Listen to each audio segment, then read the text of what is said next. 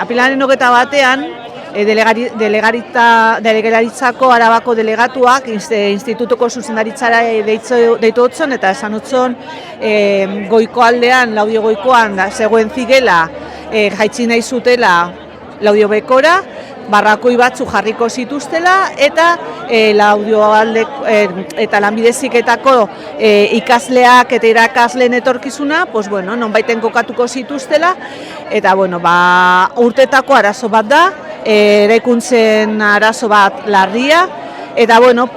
ikusita ez dagoela modurik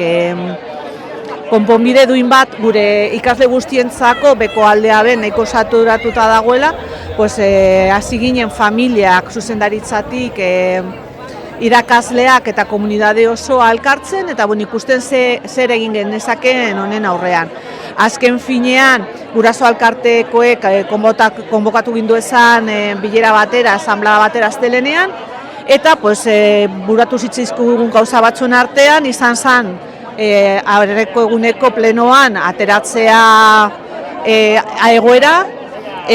gaur, naiz eta bilotzaren eguna eta musulman askorentzat egun berezia izan eta konzentrazio hau eta bihar bilera bat egongo da Udaletxea eta Eusko Jaurlaritzaren artean ikusteko,